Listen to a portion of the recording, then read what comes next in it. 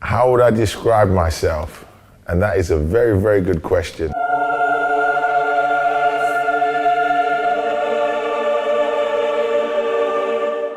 I would describe myself as formidable. Easygoing, very laid back, can be serious and can't be serious at times. I think I describe myself as somebody who is loyal, committed, very passionate. I'm a 21-year-old student and I would describe myself as African Caribbean. I describe myself as mature, hardworking and friendly.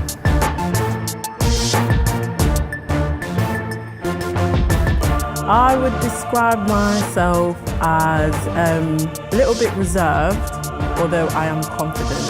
Hardworking young man, 23. I would describe myself as a black female, an outgoing person, a bubbly person, very loud. A young individual, somewhat of a simple individual, but also someone who has depth. I would describe myself as mixed race, dual heritage, African Caribbean and Scots. Very proud of the Scots side as well. Bit of both. I'm kind of serious sometimes, funny, hardworking, honest, helpful. I'm a musician, very dedicated about music, very passionate about music.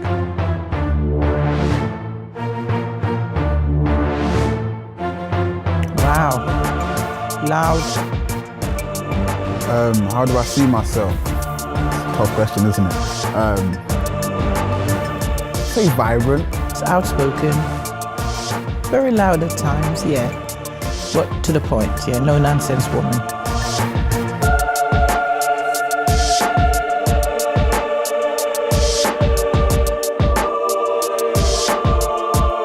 Kind of hard to put myself into words. I'm like a kind of like a mashup of experiences and different things. So I'm just me. I'm just me.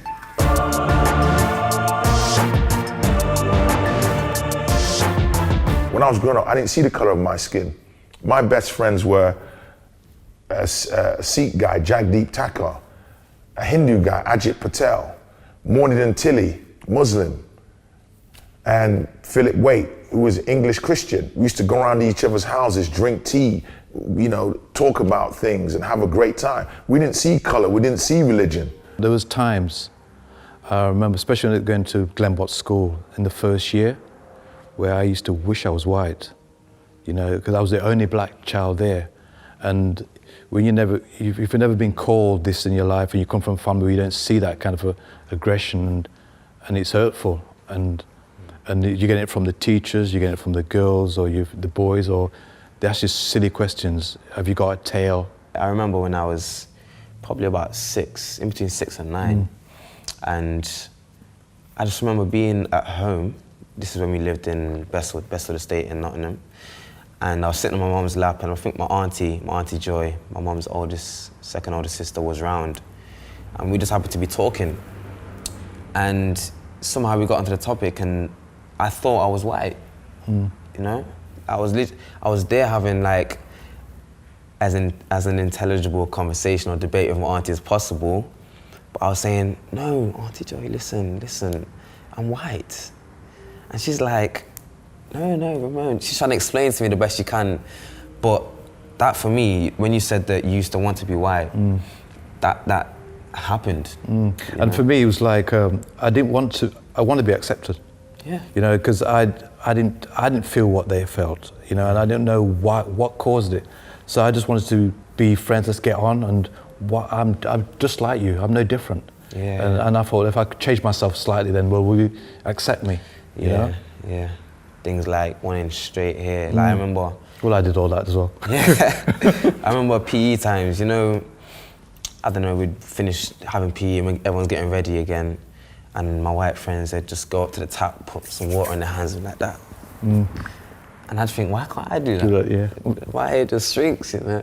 I enjoyed secondary school, however, I think it is actually one of the most brutal aspects of education that you go through. It's like, obviously, the point when you're growing up.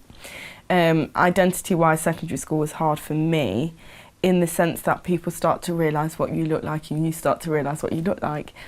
In primary school, it's not an issue. It doesn't matter if you're big, you're small, you're black, you're white, you look like this, your hair looks like this. A teacher once, I was skiving and I was playing basketball in the playground on my own, and she's come out of the classroom and she gave me the B's and the F's and whatever I get in the classroom, you know.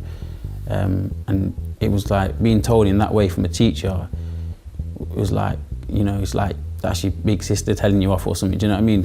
And tell your mum, do you know what I mean? So it's kind of stuck around because it's like I almost needed to hear that, you know, and she actually kept me in the class until I got the work done. My parents wanted me to take me out of Radford and Lenton to send me to a part school, if you like, in Woollerton, and it'd be better off for me because where I lived, it was all the black area, it was rough, there was gang things, there was truancy. So by sending me to a better school, in their mind, it would have been good for me. I suffered at school, you know, at that age, you know, there's lots of racism thing. I was bullied every day, beaten up in the toilets, and even when I complained to the teachers, they said, "Oh, William, shut up, don't be silly." I was a rude kid, so I got the cane, I got what I was supposed to get, but I was a smart kid. And teachers, for me, I have enough respect because in the 80s, the teachers, they taught, the teachers, they cared about you. And as a black youngster growing up in Highfields, the majority of our teachers were white. And what they did, they cared about us as young people. And what they said is that they made us feel like we could achieve. A lot of teachers when I was at school couldn't really manage classes or teaching that well. And they didn't really identify my potential, but also not the potential of lots of other people too. And there was, you know, clear differences in the way that their expectations of some girls based on class and colour than there was of other girls. And I would say that I was pretty much invisible at school. I hated everything that there was to know about school, to do with school. Didn't like school, hated the fact that I had to attend school, didn't like it. The teachers used to have this thing like putting you down, like if you ask a question and, you know, like they wrote something on the board you didn't understand and you put your hands up. Sometimes they would ignore you or tell somebody else tell you. And he says, no, I want you to tell us. And then they used to say, oh, you're ignorant. Why don't you go back to where you come from, your mud hut? And I used to wonder what a mud hut was. There was one day, one of my brothers had an altercation with one of the teachers, and some of the pupils came to fetch me. And let's say that I dealt with it. And I had the teacher next period. The teacher opened the storeroom, went into the storeroom and left the keys in the door. So I shut the door, locked him in the storeroom and went home for my mum. I fetched my mum and me and my mum were standing outside the door while he was cursing. And he just happened to say that I should go back and swing in the trees where I came from. So I unlocked the door, my mum was standing there and she just grabbed him and took him across to the headmistress's office. He didn't get into trouble, unfortunately, but I did. In this particular day, I never forget his name. He was quite, his name was Stephen Yeomans. Hit me. Wrong thing you did. And I picked up this stone, and you know, and we come from the Caribbean, right? I just follow him around with my hands like they got the stone. And all in just here, just passing, whoop, whoop. Next minute, I was in front of the headmaster. He says to me that he wanted me to bend over and lift up my dresser for smacking me. Ain't crazy. I think the Race Relations Act has made life a little bit more easier for me and other black young individuals. I don't think the Race Relations Act has made a difference to me. I'd say it's definitely made a positive impact, but I'd still say there's still room for improvement. We have to understand the context in which that act came into place, you know, and we think of the signs saying, the colour bar on certain working places, no blacks, no dogs, no Irish. An issue with some of these acts and some of these things that are put through is they're hitting their targets, but they're missing the point. I don't know whether that's made people a little bit more PC and people are a bit more guarded about what they say in public. I think nothing's really changed. It shouldn't be that what my mum was doing in her 20s, I'm still doing now. It's more like we will give you the job, but we won't let you become management. And there were so many clear levels of discrimination across the country that something had to be done. Last year, the Commission for Racial Equality and Nottingham Community Relations Council published a report, Half a Chance, that proved that many employers still discriminate on racial grounds despite the Race Relations Act.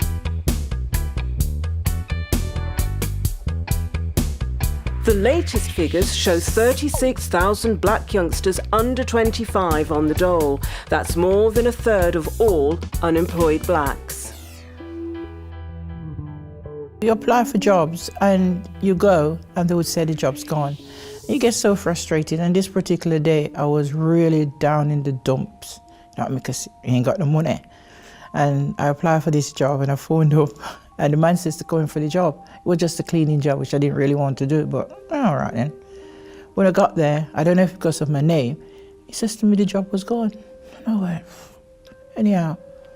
Later on in the afternoon, looking in the newspaper again, the same job was there. So I phoned up and he says, yeah. And I says to him, I just came in this morning for the job, yesterday morning, and you tell me the job was gone.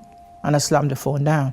So after that, I kind of built up a resistance, you know, like just says, yeah, I know what I'm going to do. And then this time I seen a job and I phoned up for it. And it says, after he says, yes, the vacancy's here. You can come in for the interview. And I says, great. And I went, by the way, I'm black and I'm big. And he said, that's all right. I'm a big Irishman. Come on in. I was a very, very good footballer. And a lot of people don't know, very, very good footballer. And I played for Leicester City boys. And obviously my parents couldn't drive, they couldn't afford anything. So anytime I had to go anywhere, I either had to run there or try and just get there somehow. And we went away to Nottingham, we played at Nottingham Forest. So I was the only black player on the team, played centre forward.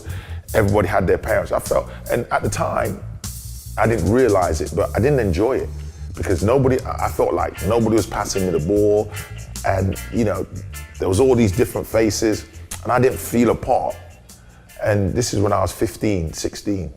But this was something that strengthened me because it made me realise I had a choice.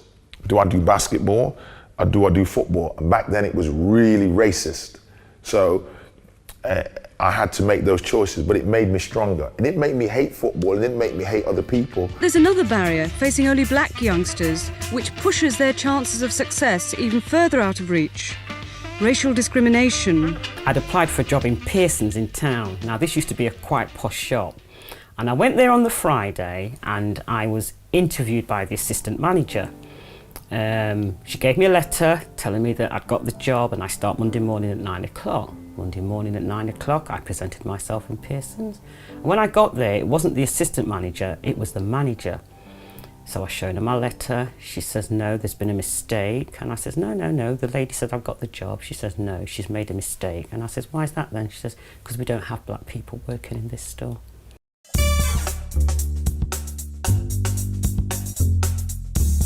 Did you make many applications? Yeah, I lost count halfway through, yeah. What will you do if you don't get a job? Well, I've got no intention of going back on another scheme for 23.50. I'm not always given the best possible chance by employers, but I think once I get a chance to talk and to express the person that I am and what I represent and what my whole emphasis signifies, then I feel like I'm better equipped to go and get the job rather than just give them my CV and hope that they give me a ring. Yeah, I'd agree with Kyrie. I think when you come in as the person that you look like, you get a few ums and ahs, what's going to happen here, what will she be able to bring? And then you start to talk and it's quite clear that you can actually bring something to the table and you're worth employing. You weren't allowed out of Highfields. If you went out of Highfields, you'd have got beaten up because of the colour of your skin. There have been riots when the National Front have held rallies in places like Leicester and Corby in North Hants. It was scary at times. I mean, I remember seeing skinheads walking around, and it was scary to see.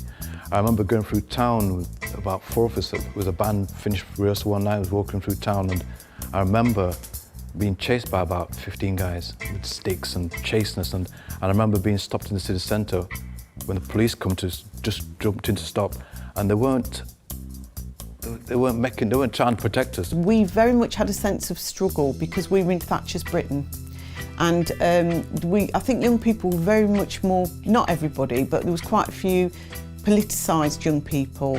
We were kind of polarised around things like CND, Anti-Nazi League, Red Wedge, all these kind of things, and they were very kind of hip things to be involved with. So, you know, you went on marches and everybody had a standpoint on the miners' strike, and in our house we actually had some of the miners from Nottinghamshire staying with us, and we worked for the miners' welfare and, you know, stuff like that. So I used to work in one of the, at the time, the #1 nightclub in Leicester, you know what I mean? And I was the only black person there, apart from another bar staff. But when you look in there, this is a nightclub of 700 people, and there might be just 2 black girls, go on. And the black guys them that was allowed in, they were like the footballers, the cricketers, but the ordinary Joe Bloggs, yeah, he's worked there on the door outside. I felt really angry.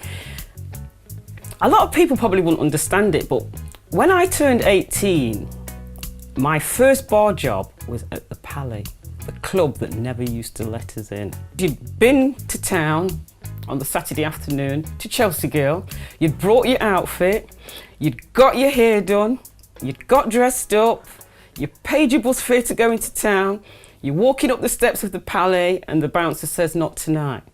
The young black men and women who was the forefront of things and have vision, what they did, they says, all right then, we got to keep Connie quiet. Let us open up a community centre. Oh, Connie, come here. You're the leader and things like that. You have the biggest mouth. We'll give you a job for 10,000 a year. You never had a job before. He says, what? 10,000 a year? And you can have everybody in here. You can do your music, your dancing. So you have your little community centre and you go to it, and he's got perhaps get a little job, a little car, and he's thinking he's doing well, and then everything just slowly just cool down. And then one day, 10, 15 years and look around, funding cut. He's back to square one where he started from in the first place. You know, some of us perhaps took our eye off the ball because we felt like, well, we've made it now, everything's okay. No, it isn't. Things can change back again. The tide comes in and the tide goes out. I experienced racism and have experienced racism, but it doesn't keep me down. If anything, I try to flip it and bring love, you know. I always think that there's always going to be racism in the workplace, out the workplace, on your street. As a black man, it is still, some doors are still closed because the more you climb that ladder, the less colour you see. When my mum was younger, she used to see racism directly to her face. And me, I rarely see racism directly to my face. I see discrimination. I see people being horrible to me because I am a certain colour, but I never see direct racism. That's racism though, then.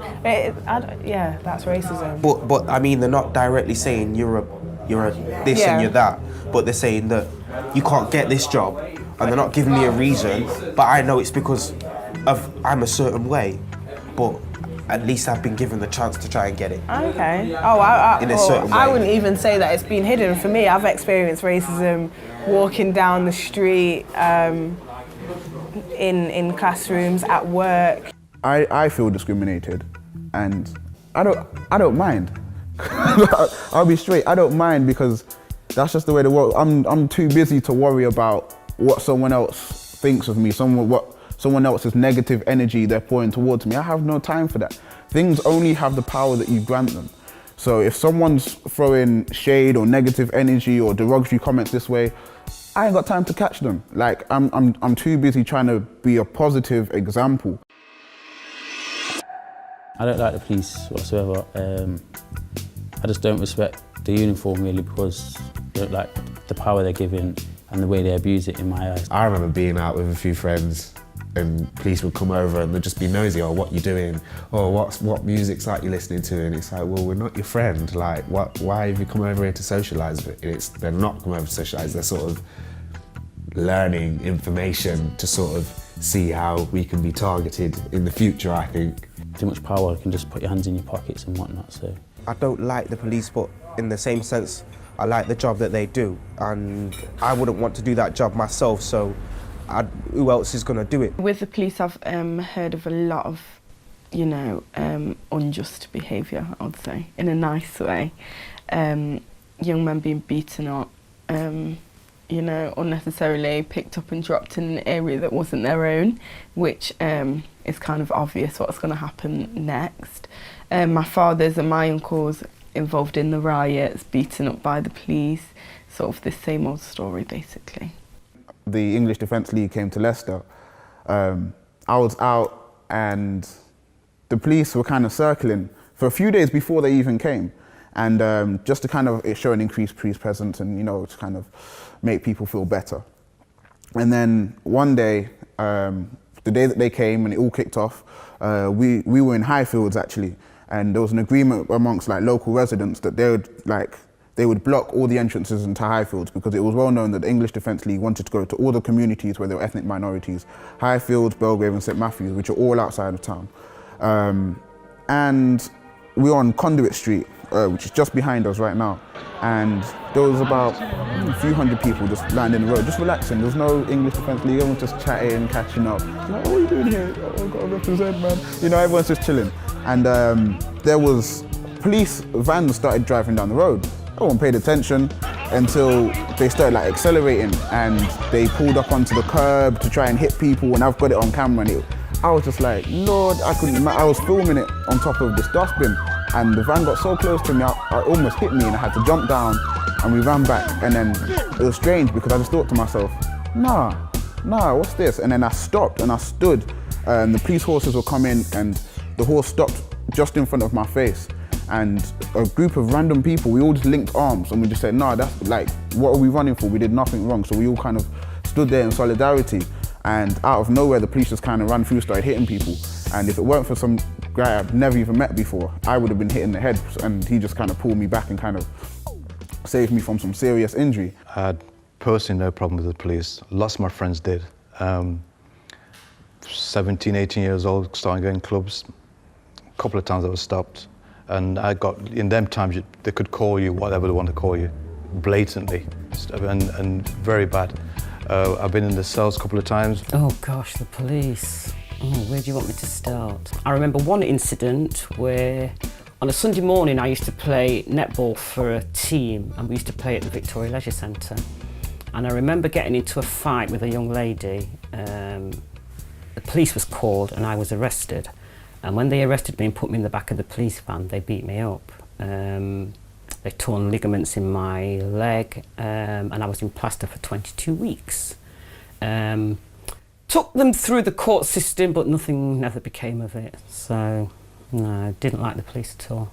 Me personally didn't have nothing to do with the police, you know what I mean? But I was at a place where there was an incident happen and 3 police came in. One was a woman, and one was dual heritage, and the other one was a white guy. And this woman just started laying to this young black guy, I'm gonna say geezer, young black guy. And I was watching her and I said to her, what are you doing that for? And she said that she feels threatened by him. So I turned around and said to her, how can you be threatened by him?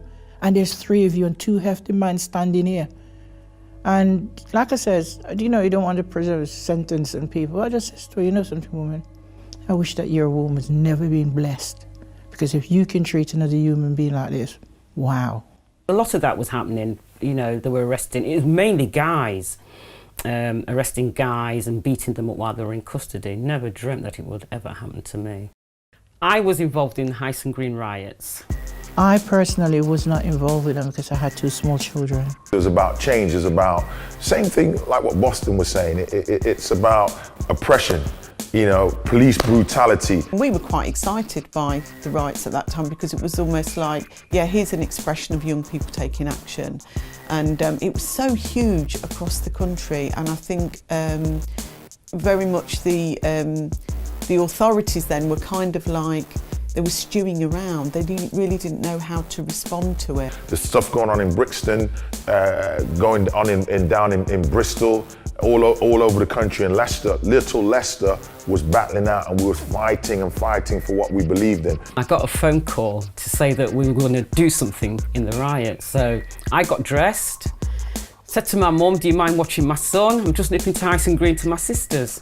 A car came to pick me up, went to Heist and Green, put my balaclava on and all my dark clothing. It was wrong, but I understood why it came about, because I think there's a big frustration. My job was to fill the bottles with petrol, put the torches in and light them, so the people that was with us could throw them at the police. It was a good thing and it was also a bad thing. The good thing was young black male especially was so fed up of police harassing them. They go for a job, they couldn't get this job. The parents, especially the men, the parents was looking at them like to say. Because I didn't like what was happening to black people in those days. There was a lot of this killing in custody and beating up in custody, and nobody seemed to want to take responsibility, so that was our way of rebelling. At the time it was wrong, but you know, thinking about it now, no, I feel quite proud that I did something to try and make a difference, yeah. In 2011, I was involved in the riots, but I wouldn't even call it riots. I'll go as far as saying I was involved in the uprising. They stemmed from the killing of Mark Duggan. It was a lot of pent-up anger and frustration of the young people that were involved in the riots. That's what was taken on by a lot of members of the black community, that this young man has been killed. And it could be my brother next. It could be my son, my uncle, my best friend. To use that as a reason to go and loot and to raid innocent people, it's not justifiable. How can you go to the corner man and rinse out his shop because the police did that to this man? That doesn't make sense. So for me, I feel that the right method would have been to lobby and to unite as a people and to march. Our generation, we've lost that passion and that drive to kind of want to go and get 100 of us and go and march around town for an hour. People would laugh at that in our generation. And I think this time when it happened, the government, the police, the Home Office were prepared and they had a plan. Something that still haunts me today and really irritates me and grinds my gears is David Cameron, or whoever it was at the time, said, oh, all these copycat riots. And that really infuriated me, because that just shown to me that you're an ignorant little man and you don't believe that the issues faced by one community in North London aren't shared by communities across England. Why do you think those issues are isolated to one particular community? I feel like the riots was definitely staged. It was definitely a result that the police wanted, because the day before the riots happened, the police were protesting. There was going on about budget cuts. It was all over the paper, the press, about police cuts and fire service and national health service cuts. I believe writing's, you know, the way to be heard. I think there's an MC called Logic who put it best. If we're not violent, the media is silent. It's only when people started licking down feds, or people started being aggressive towards one another, or people felt that, you know, their profits were at risk, that people started taking note, that the powers that be said, rah, these people are, you know, vexed. I would describe myself as a third generation British-born Jamaican.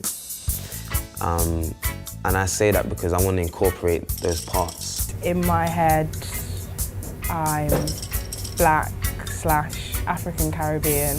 I don't label myself as Black British. When you go to Jamaica, they can tell you an Englishman, right?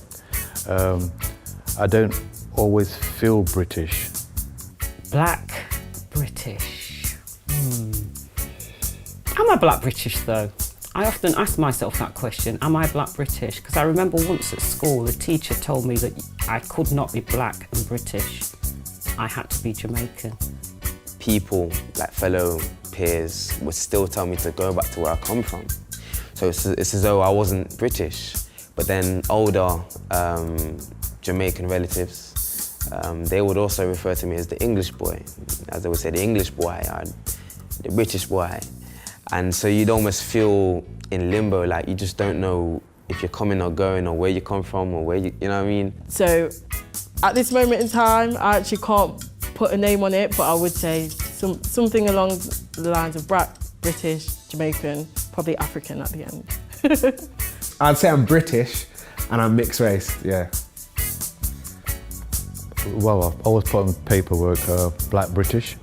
That is a large issue for myself personally, because I'm like, well look, my kind of Caribbean ties are wearing thin now. I'm like third generation, but at the same time I don't identify with what it means to be British. So we're kind of in this limbo. I would say Black British also, but with the codicil mixed race dual heritage, just because, you know, people might go black. But you know, that's, as I say, that's, you know, that's the, that's the issue. Black and British. Black and British. Shh. Why can't I just be a human being? Why can't I just be a black girl or a black boy and I've grown up in England? For me, acceptance was always the biggest thing, definitely at school growing up. I always wanted to be treated the same and to be treated fairly, to be treated like my white counterparts. Why does race make us different? It doesn't. As a young adult, it was really tough, in other words, because all the time you always have to be proving yourself, you know what I mean? And the jobs was there and the words not there, same thing. And there were certain places you were allowed, you know, to go into, and when you go into certain places, you did not feel comfortable because you look around and perhaps it might be just you one. What we're being fed by the media has a lot to do with it. So people usually associate these kind of negative stereotypes to Black British people. I come from a very political family who were very forthright about their identity and who they are as Black people. I've always been brought up within my household knowing of my history, knowing of what makes me proud to be a Black individual, and so which is why I identify myself as a Black female, despite what other people might say. A lot of individuals on it. I think today, complexion issue is one thing, talking about identity. Being that my mum's a mixed race person and what she looks like, I've always been told, you know, you're mixed race, you're not Black, what are you? You know, that sort of thing. And I think at 21, I'm able to identify as a Black female, and I think I'm comfortable within who I am. I don't think that's always been the case for me though, which is the same for my mum. Definitely, yeah, that's true. That's true. Yeah. A lot of what the media cover, it adds a certain judgmental view and attitude towards certain people. So if I walk into an establishment, people look at me and think, oh, who's this guy in his trainers and his hoodie? For me in the 80s, this real insecurity around, will I be able to get a job? Will I be successful? You know, how am I going to be able to do this or that? You know, when am I going to be able to drive? And we had the yuppie culture as well, so there was kind of little pressures that were coming from there. So those anxieties, you know, am I beautiful enough? You know, those kinds of things were with us. And I think some of those things will be echoed today. Majorly. Yes. I am very, very, very, very, very positive about the future, because there's an old saying, the cream rises to the top. Boston is the cream. And the young people that we have, they have positive minds. He talks about being entrepreneurs. I've not worked for anybody for 20 years. Same thing like these young people. A lot of my friends were like, you're not gonna get a pension. You can't do that, Carl. And I'm like, you're telling me I can't? I'm stubborn, I'm going to. So the future for me, when I look, It's not about the politics. It's about you as an individual. And that's why I look at Boston, and the cream always rises to the top. I think I'm an optimistic person in general, you know, so whilst things can be bad, I still hope that they will get better. I think as long as you understand where your glass ceiling is and understand how you're going to break through it, your future can be quite bright. No, I don't feel very optimistic because I thought racism was dying out, but it seems to be coming back with a vengeance. So unless this next generation can hook it, then I don't know what's going to happen. I think we just have to hope. That's all I can think. I don't know the answer to that one. I think we're working on the right direction anyway.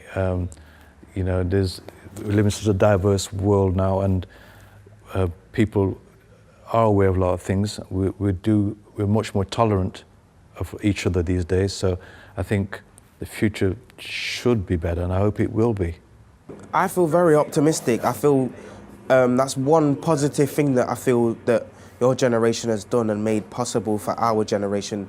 They've made it very, very possible to become what you want to become. I mean, you're still going to be told by specific people that, no, you're not going to be this or you're not going to be that. But I feel like, as a whole, society is definitely enabling me to become what I want to become. I'm not to say that I'm not facing tasks and walls, because I hit walls every day. But it's about climbing over them walls. I break them walls down. It's the resilience. And that is what I was taught when I was younger. What I think my generation's legacy will be. My generation, I would say, is creative, the wave, for people to sit up and take notice that there was black children that was born in this country and is not going anywhere. I think we definitely made waves. I think we're born here. I think we stood up and said we have a right to be here, and we expressed that in different ways. I think we've brought richness to this country in terms of music, identity, food, culture, politics. We've made a huge contribution. Our generation, you know, we're very smart individuals, very educated individuals that are making waves everywhere, all around the world. The generation which took the baton from the previous generation. Well, the waves that my generation have created will probably be known when I'm 6 foot under. What I think my generation has done now, I think society is at a place where we're beginning to take young people more seriously, and we're given a pedestal. With things such as social media, we're not as politicised as you guys were, but maybe we are, and we do it in a different way. My generation said we wanted a bit more, and we fought for it, maybe, sometimes wrongly. We said, well, why can't we have our own house? Why can't our children go to the best schools? Why can't we have a car? I think we're making a lot of positive waves at the moment. I think a lot of young people are coming through with like music and film, even just little things, doing things out of the box. I think the social media, a lot of people are using that to their advantage. I hope that my generation's created positive waves as much as possible, because there is a young generation coming up behind us, and it's about what we leave for them. We have made waves, but I feel like my generation have become less distant as far as coming together as a community. We're more in touch with each other, communication-wise, because of social networking and social media, but I feel like we are further apart. I think we made a big wave. Like I say, we've paved the way for the next generation to have it a lot easier than what we had. And I just hope that they utilise it and make sure that they leave something for the next generation that's coming along. Under construction, currently making waves. Making waves? Why does it need to be waves? Why can't it be a typhoon or tsunami? Who knows what waves my generation are gonna make? I think we're making ripples. As is. We're making ripples, and it's like you said, it's got to be a tsunami, and it's seismic. It's, you know, it's 8 on the Richter scale. You leave a legacy when you've gone, and that's when the waves will come. I am standing on the shoulders of giants. They make a wave, so I have to make even a bigger wave, and says, here I am. Oh, I'm here. I ain't going nowhere. I'm here.